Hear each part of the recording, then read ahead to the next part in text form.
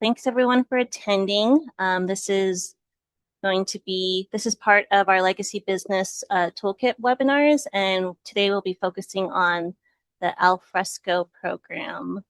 But before we get started, I'm just going to go briefly over the Legacy Business program. My name is Nissa Buck, and I am the manager of the Legacy Business program. And basically, the Legacy Business program was established to help businesses that have been around for at least 20 years or longstanding businesses. And we provide services specifically for those businesses. The definition of a legacy business is a business that's been around for at least 20 years that are within the same community.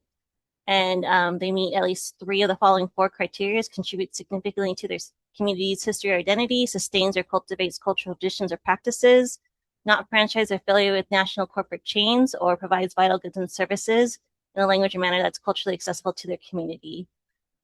Here's the current demographics of our businesses. We're citywide, and we're at 733 right now, and always looking to add more. And part of the program is there'll be promotional activities, including being featured on our website and social medias. You'll also be sent a little marketing toolkit that has stickers and window clings that can help designate yourself as a legacy business, which will hopefully lead to increased visibility, exposure, and new customers. We also have an exclusive grant just for legacy businesses. Round 3 will be opening later this year. So if you're not already enrolled, then this is a great time to join us. And this webinar is part of our business toolkit, and all of the toolkits are available for download or viewing on our website, available in many languages. And this is our website, and we'll be sending you the slides after. Just a brief introduction of our guests. We have Jacqueline, who is a supervising transportation planner at the LA Department of Transportation, where she's managed the LA Al Fresco program since its inception, and later in the launch of the permanent post-COVID program in 2024. And we have Tanit Sadiq, that is a civil engineer with over 12 years of experience with the Bureau of Engineering in civil engineering and permit processes. Tanit currently oversees the public counter and revocable permit groups. And then we also have Joel Williams, who's a senior building mechanical inspector with the Government and Community Relations Bureau of Building and Safety, with a strong expertise in building and zoning code compliance and public safety. He works to align regulatory standards with the needs of the community. Joel has contributed to cross-functional efforts, including the working group that supports the permanent adoption of al fresco outdoor dining, helping to deliver practical solutions that benefit the community. And with that, we'll get started and hand it off to our speakers. Hi, everyone. Good morning. I'll start by giving an overview and some history about the LA Al Fresco program. So unlike a lot of other programs operated by the city, LA Al Fresco is a partnership between multiple different departments, and there's no specific lead agency of the program. So there's 3 key types of outdoor dining, each with their own respective department lead. So LADOT, we oversee outdoor dining in the street. Public Works Bureau of Engineering oversees outdoor dining on the sidewalk. And as you see on the right, our Building and Safety Department oversees outdoor dining on private property. So this slide gives a timeline of the history of LA Al Fresco. So this month we actually celebrate our 6-year anniversary of the program.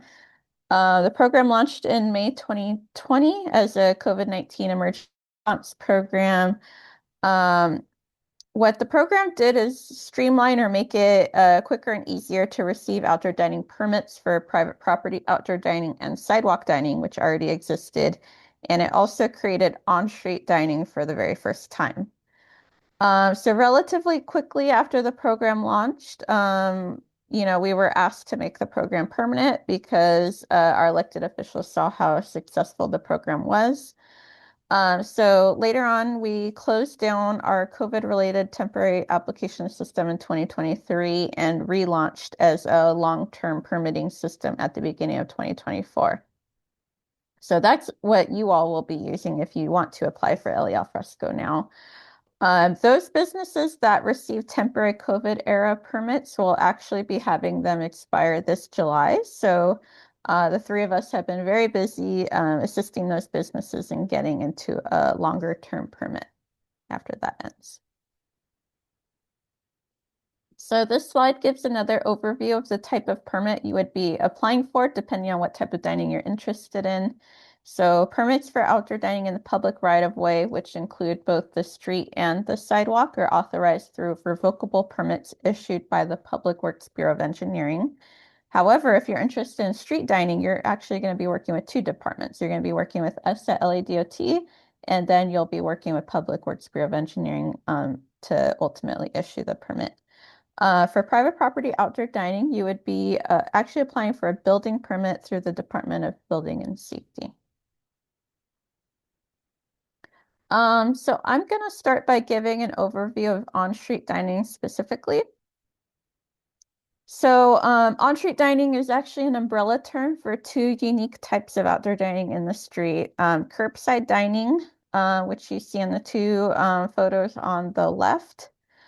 This is allowable on streets with a speed limit of up to 30 miles per hour and is a dining area meant for one business only, usually approved as two parking spaces, but sometimes they can be approved for one parking space or even three parking spaces. Um, so on a 30-mile-per-hour street, like you see in the middle, this we do require these plastic barriers that are actually filled with water to weigh them down. Those are used as a protective measure for moving vehicles at that speed limit. 25 mile per hour, we're a little more flexible. We do require that type of barrier facing the way that cars are coming from, but you're allowed to have another type of wall. Parking lane dining, like you see all the way on the right. This is a little bit of a more rare type of dining that we offer. This is more like a shared model. So you have three or more businesses on a block that decide they want to apply together. They have one long dining area that they sort of share between the businesses, and concrete barriers are used as the protective measure for moving vehicles. So in the height of COVID, we had maybe around like 15 or so of these. Right now, we only have one. So it hasn't been too popular after the pandemic, but it is something that we still offer. So the website on this slide is where you'll find our rules for outdoor dining in the street. Our rules are organized into three sections. So the rules which decide if you do qualify for on-street dining, followed by the rules on what your dining area should look like, and then lastly, the rules that you must follow once you obtain the permit. So this document itself, it's roughly about 20 pages long. Unfortunately, it is just a text document, so we have a longer term plan to sort of visualize this better. If you do have any questions on it as you look through it, feel free to reach out to us by email, or you can just submit an application and we will tell you if you do qualify or not. So are you a good candidate for on-street dining? We did have about, I think, 6 pages of rules in our policy on how we determine if you do qualify, but it sort of boils down to a few key things. So are you on a speed limit that's allowable for dining in the street? So ideally, you want a speed limit of 25 to 30 miles per hour. Like I said, we do occasionally allow 35 miles per hour, but it is rare.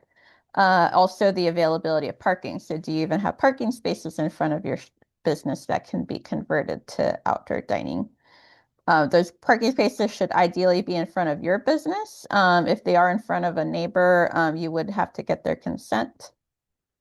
And then lastly, since outdoor dining in the street does displace parking from the public, we do have sort of what we call minimum use requirements. So we do want you to be open at least 4 days out of the week, and we want you to use that dining area during pretty much all of your operational hours, just to make it accessible to the public.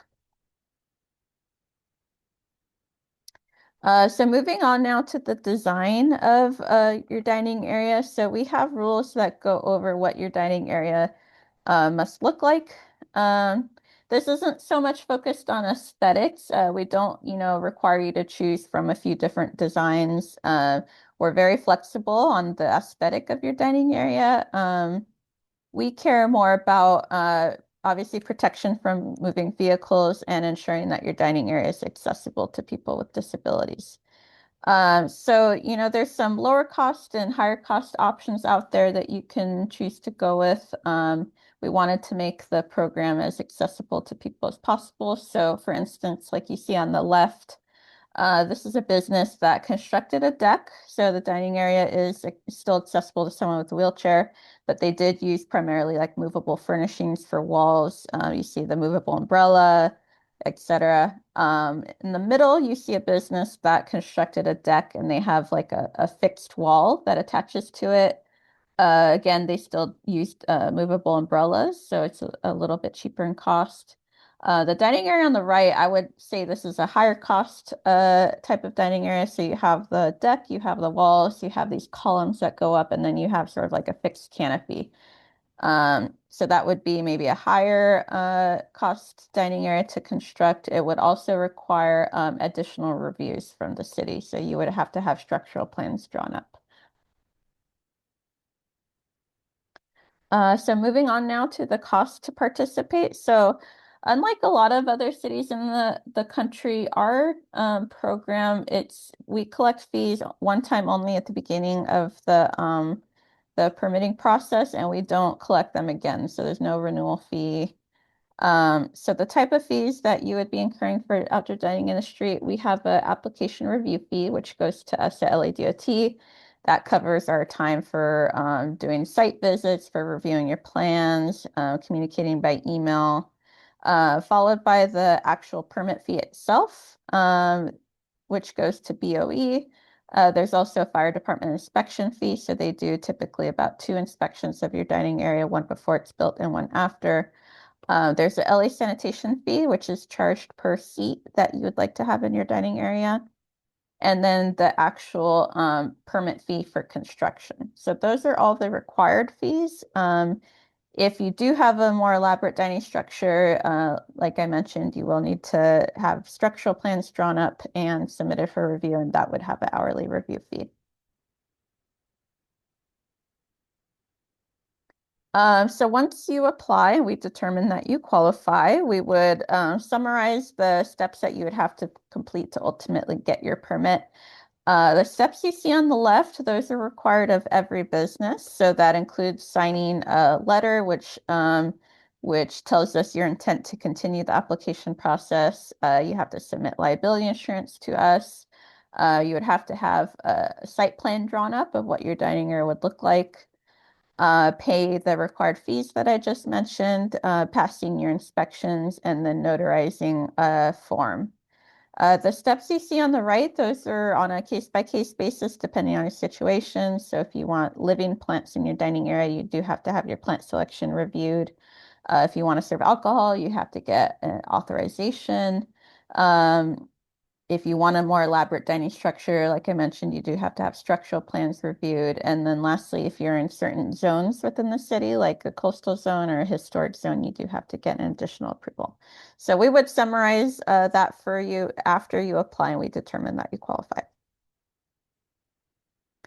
And then my last slide before I pass it on. So this is instructions on how to apply if you determine that on-street dining is the right fit for you. So you could visit the website shown on this slide. You would scroll down to where you see revocable permit on the right side. And then after that, you will be asked to log in or create an Angelino account if you don't have one already. So that's an account that's used for a lot of different city services. So we do have a tutorial on how to apply, a step-by-step tutorial, and you can also find that on our website, also included on this slide. So now I'll pass it off to Tanat to go over sidewalk dining. Thank you, Jacqueline. So now I'm going to go over the sidewalk dining revocable permit process, the requirements, and the fees. There are two types of sidewalk dining revocable permit processes.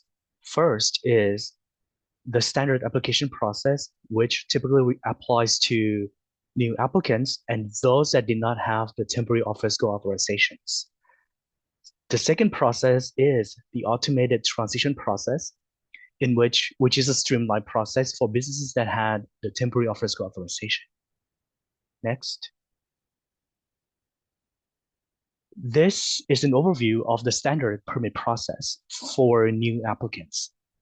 To begin the sidewalk dining permit process, applicants will need to apply for a revocable permit or R permit online at emgpermits.lacity.org and submit an online application along with the required items. New applicants will be required to pay the Tier 1 fee of $556 for the permit fee. However, if BOE is required to do a field investigation due to discrepancies in the site conditions, the Tier 2 fee of $2,132 will be required. Also, for cases where the Board of Public Works approval is required to deviate from the sidewalk dining policy, or there's a request to appeal the BOE decision to the board, the Tier 3 fee or actual cost is required. After receiving the complete application package, BOE will perform a technical review of the proposed encroachments to verify that the designs are safe and suitable for the public right-of-way. The disability access requirements will be part of the review. Usually, it takes about a week for the BOE review. After BOE accepts the design, the applicant will be required to complete all permit requirements. After completing the requirements, the R permit can be issued. In addition to that, if there is installation or construction in the public right-of-way, including fixed railing installation, an A permit will be required. After receiving the R permit, the applicant can print out a permit placard to display at the storefront. Next. So when submitting the online application, applicants will be required to submit a sketch or plan showing the property line, all existing street elements, and location of tables and chairs and disabled access features. The plan or the sketch does not need to be prepared by a professional engineer. However, if fixed railings are proposed, the plan must include structural details and the details will need to be stamped by a licensed engineer. In addition to the plan, a copy of the lease agreement is required as proof of legal tenancy. Next. For transitioning applicants or for businesses that had a temporary authorization, there is an automated process in which the R permit will be issued automatically after the fee of $215 is paid. Before receiving the permit, the applicants will be required to comply with the disability access requirements and acknowledge that the permit requirements will be completed within 6 months after receiving the permit. The permit requirements typically include 1, provide proof of liability insurance, 2, pay the sewer facility charge, and number 3, sign and notarize the waiver of damages form. After receiving the permit, the applicant can print out a permit placard to display the storefront. There is no plan review as the permit is issued automatically. Next. When applying for sidewalk dining permit, for transitioning applicants, they will only need the email address that was used for the temporary office authorization. Please make sure that the same email address is also used when applying for the sidewalk dining revocable permit. This is a list of typical allowable encroachments. Please be advised that under the temporary office authorization, only tables, chairs, umbrellas, and heaters are allowed. Therefore, for those that are transitioning, there should be no planters and railings. However, for those that have already installed planters or railings and want to keep them, this will require permit modification, a plan review, and additional permit fees. For new applicants, all encroachments, including the planters and railings, will need to be shown on the plan. Next. All encroachments are required to follow our standard placement requirements for sidewalk dining, which include 1, a 5-foot wide pedestrian access route that needs to be maintained and clear of any obstructions. However, The pedestrian access route can be 4 feet if fixed railings are installed. 2. No encroachments shall be within 6 feet of a public transportation purpose or loading zone. 3. No encroachments shall be within 5 feet from the edge of driveway and ADA ramps. 4. No encroachments shall be within 2 feet from the back of curb face. 5. No encroachments shall be within the visibility triangle, which is an area 45 feet from the street corner. Next. After BOE accepts the plan, BOE will generate permit requirements and notify the applicant. This is a list of requirements that applicant will need to complete in order to receive the R permit. The typical requirements are, first, the applicant will need to provide proof of liability insurance by submitting it to quickcomply.org with a minimum of $1 million of general liability limit. Second, the applicant will need to pay the sewer facility charge fee for all additional outdoor seating based on the number of seats allowed. Third, the applicant will need to sign and authorize the waiver of damages form. This will be signed by the entity with signatory authority on behalf of the property owner, lessee, or an applicant assistant authorized by BOE. BOE will prepare this waiver of damages form for the applicant when all other requirements are completed. Lastly, depending on the location and the scope of work, the applicant might be required to obtain approval from other governmental agencies. For example, approval from the Bureau of Street Services is required for sidewalk dining that has plantings or landscaping. City planning approval is also required for sidewalk dining in historical areas and sidewalk dining that wants to serve alcohol. Next. After completing all the permit requirements, the R permit will be issued. The applicant can print out a copy of the permit placard or restaurant permit from the same R permit portal. The placard can be displayed as storefront. Next. For sidewalk dining, as briefly explained on the previous slide, since there are no planters and railings in the temporary program, the transitioning applicants will only need to pay the fee of $250 and the sewer facility charge fee per seat. For new applicants, they will be required to pay the Tier 1 fee of $556 and the sewer facility charge fee per seat. In addition to that, installation or construction in the public right-of-way, the applicants will be required to pay the structural review fee and the A permit fee in order to obtain an A permit to do construction and have inspection.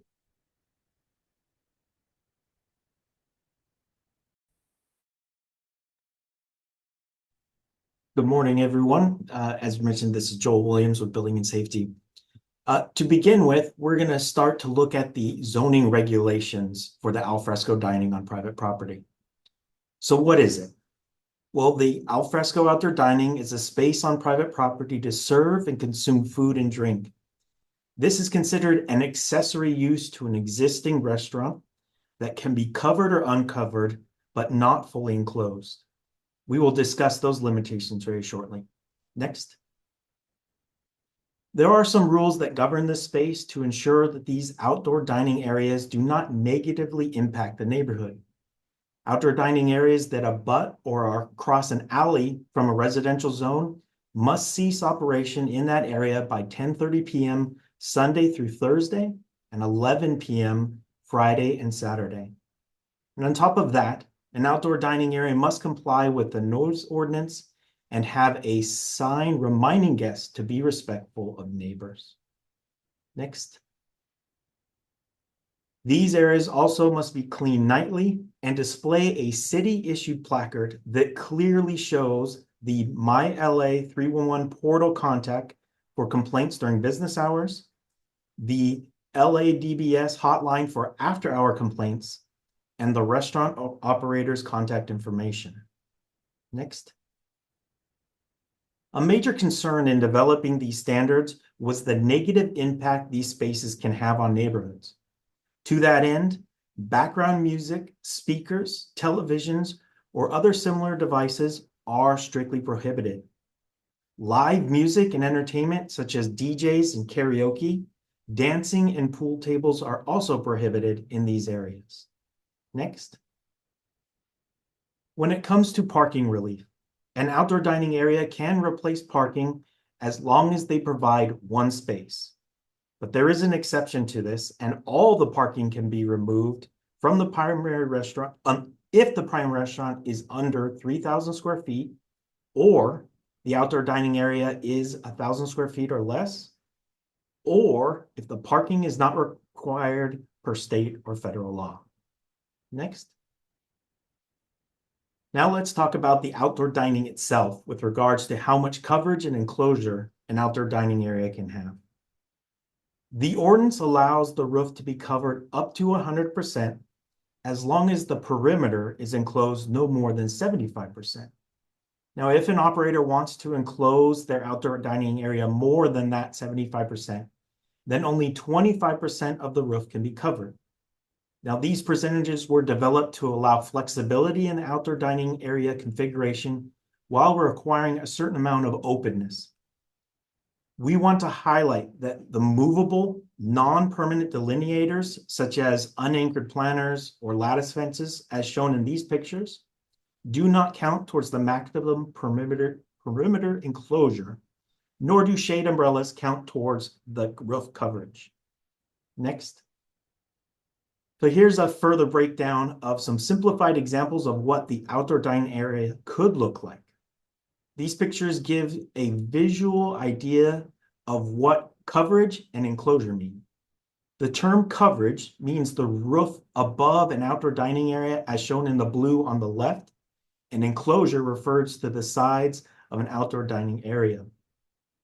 In the first example on the left, the roof is 100% covered so that the sides need to be no more than 75% enclosed, and the openings in the dashed red line shows the area that is 25% open to the air. In the second example on the right, the outdoor dining area has an open roof with wood slats that makes that area 25% covered.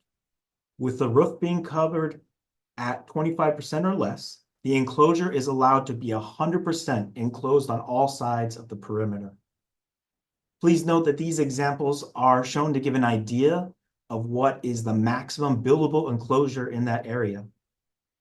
The outdoor dining area needs to have an open air component in order to maintain that definition of al fresco.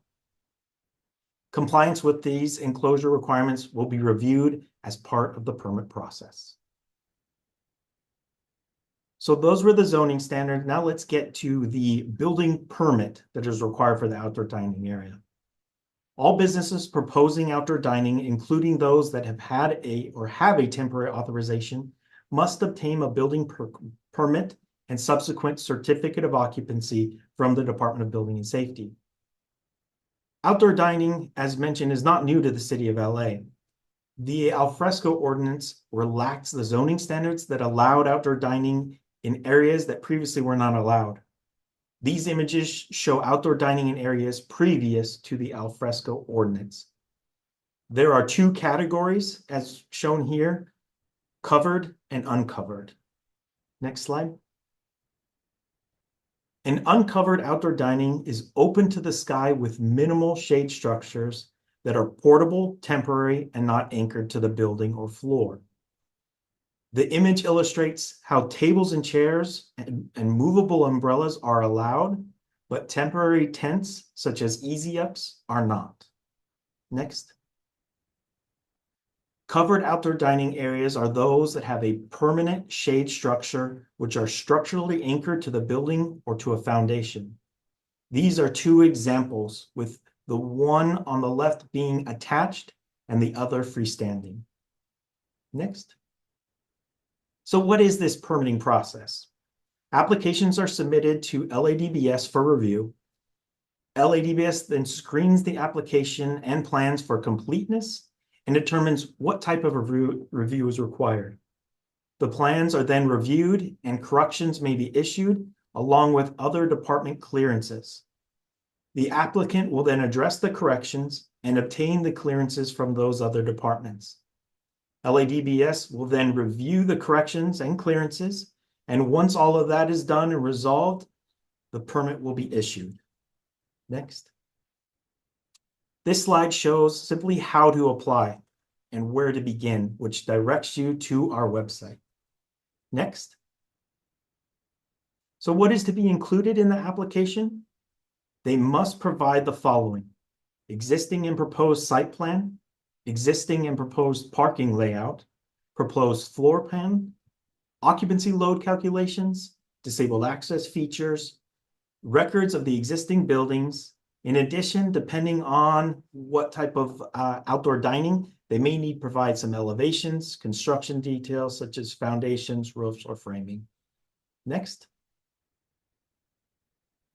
LADBS has created an alfresco website that includes all the pertinent information. This includes the information bulletin that will assist you in guiding you through the permitting process, the alfresco fast track permit checklist, the plan check and permit fee relief flyer, and the new shade sale standard plan. There's also a video that shows step-by-step how to apply. Next. LADBS launched the Alfresco Fast Track Permit Program to better help businesses transition quickly from temporary to permanent. The plan requirements are very minor, just a plot plan. All outdoor dining applications are screened to see whether or not they can take advantage of this program. Next. We are pleased to announce that LADBS has made available a standard plan for shade sales. This will alleviate some of the design requirements for those interested in covering their outdoor dining areas. Next. Currently, there's an alfresco relief program for transitioning businesses. There is a one-time relief of plan check fees up to $1,250 and permit fees up to $1,250. Next. So once you have obtained the permit, inspections are now required to ensure that the site is in compliance with the approved plans. Inspections can be scheduled by phone or online and scheduled in 1 to 2 business days. After all the inspections have been approved, the inspector will then issue the appropriate certificate of occupancy. Next. This is one of the best tools, and we encourage all to look into this, is the Restaurant and Small Business Express program. The intent and the goal of this program is to make the permitting and inspection process more efficient by enhancing the coordination in permitting, construction, and inspection.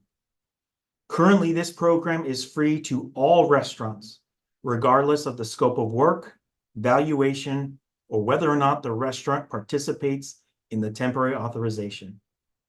That ends my presentation on building and safety.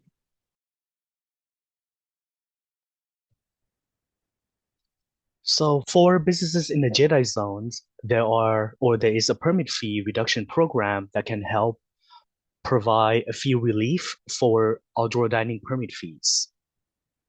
The Jedi Zone program is currently located in 9 designated areas within 8 council districts. For those in the Jedi zones, each business is eligible for up to $10,000 in permit subsidy funds.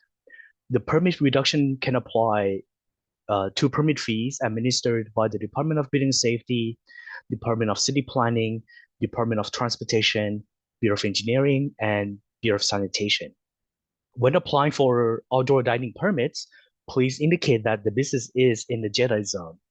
The eligible businesses can use the permit invoice to receive the fee reduction by contacting Jedi Zones at lacity.org.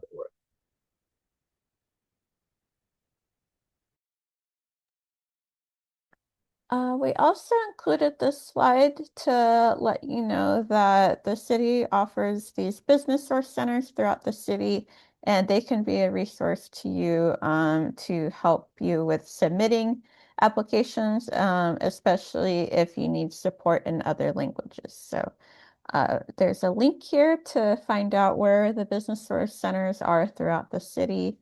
And yeah, feel free to use them as a resource during the application process. And that concludes our presentation. So from here, we do have time for question and answers. I included this information here just to help us out. If you could specify which type of dining your question is on to help direct who should answer that.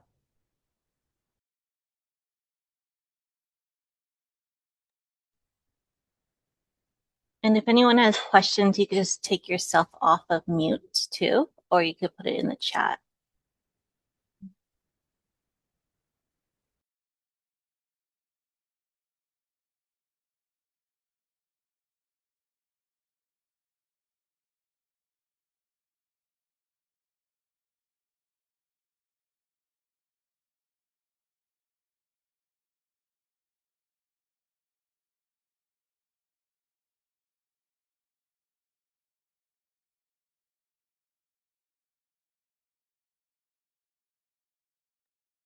Well, what's the typical like turnaround, I guess, then, when someone submits a new permit versus like a renewal? Like, how fast would the turnaround be, do you think? I can start for on-street dining. So once someone applies, it typically takes about 1 to 2 weeks for us to let you know that you qualify. And then at that point, you'll be provided with a message, either summarizing the next steps for your application if you do qualify, or telling you, unfortunately, you don't qualify. At that point, the amount of time it takes to complete the application really depends on how fast businesses submit documents for the various requirements that I mentioned in our application process. Plan review typically takes the longest. So plan review will just depend on how many rounds of corrections are provided on the plans and how fast we get a corrected plan back. So that can range anywhere from 1 month to several months just on that plan review process alone. The other steps are typically pretty quick. I can go next. For sidewalk dining, like I briefly described, there are two processes. So the first standard process that typically takes a few weeks to a few months, depending on how fast the applicant completes the permit requirements, like submitting the insurance. So the fastest would be a week or 2 weeks, right? But like I said, it would depend on how fast the applicant completes the permit requirements. Now, for transitioning applicants, because there is no plan check, and if the applicant uses the same email that was used in the temporary program, the process is immediate. They can get the permit on the same day. It is an automated process. They just go in, click, click, click, and then they get a permit right away as soon as they pay, right? They pay for the special engineering fee, which is about $200. But then as soon as they pay, they are subject to 6 month to a 6 month window where they have to complete the remaining permit requirements, even though they already have the revocable permit. This is to ensure that there is no gap in the permit and there is no gap in the operation. And that's it. And then finally, I can answer for building and safety. Hi, my name is Monica Ramirez.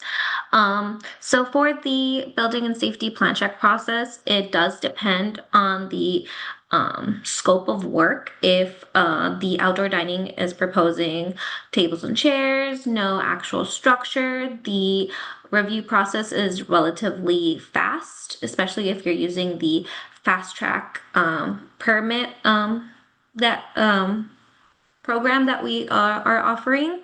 The turnaround time for corrections is within a week.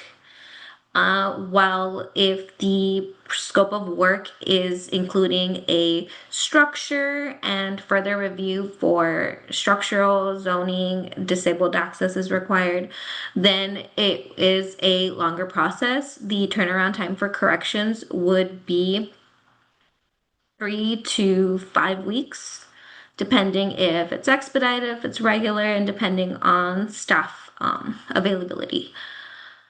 From then on, the process of issuing the permit is very applicant based, so it's very dependent on how fast the applicant is able to make the corrections, get the clearances done. But the process ranges from you're able to get a permit and CFO within a few weeks to it could take up to several months, if not years, to get if the applicant is not responding.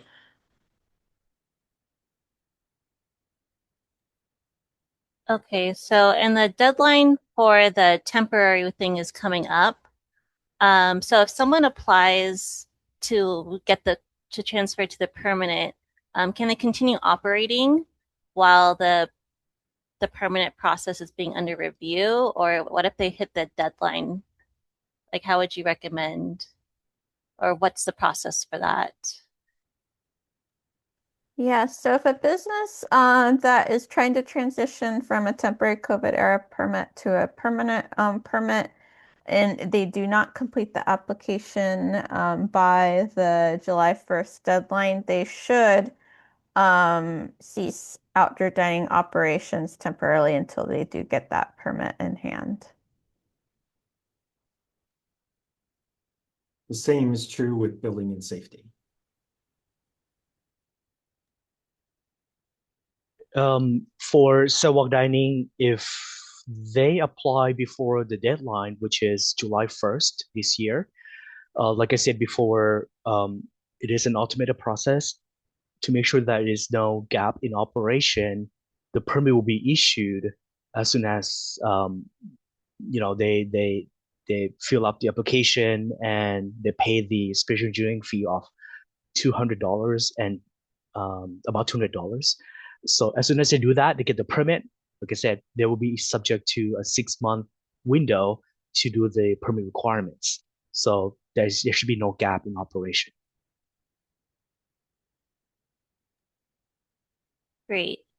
I don't see any questions. I think it was a lot of material to take in. So the contact information is on screen, and we'll also be sharing the slides as well as the recording on our website, so anyone can come back and review, as well as reach out to the team if they have any personal questions, I guess, too. I guess is there any like closings, reminders or statements you guys would like to make to the team, to the group?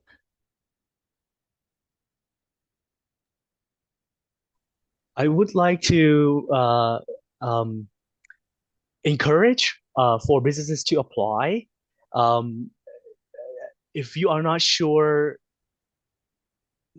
let's say for sidewalk dining, right? If you are not sure if your encroachments will be accepted, still submit an application. We will review and we will make comments, right? Take advantage of the fee relief program, especially those in the daylight zone. And take advantage of those programs and apply. Use us as a tool to assist your business. Don't be shy to apply.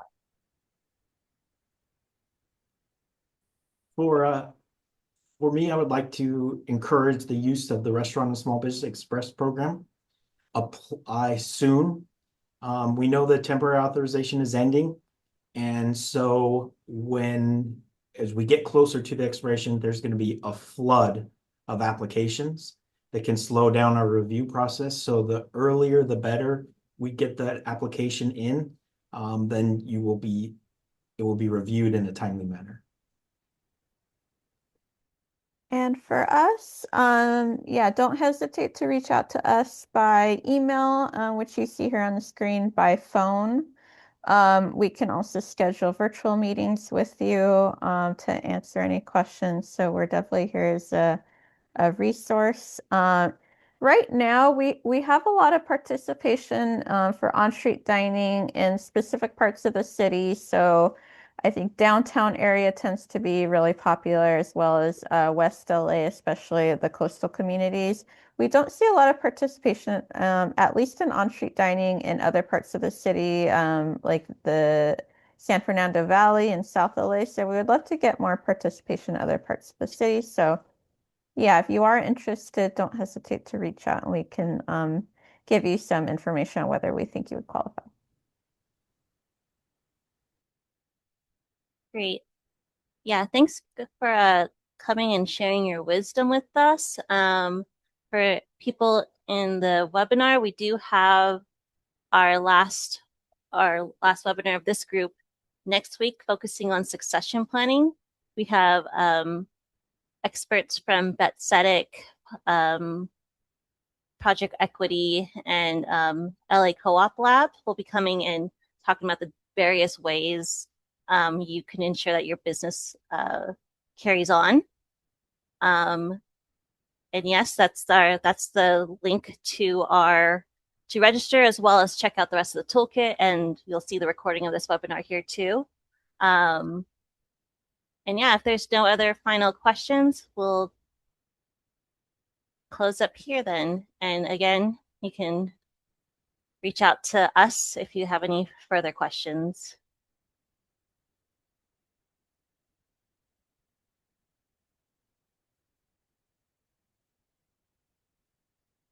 Okay. Well, thanks for attending, and hopefully see you guys next week. Thank you, everyone. Take care. Thank Bye-bye. you. Thank you. Thank you, Nissa. Thank you.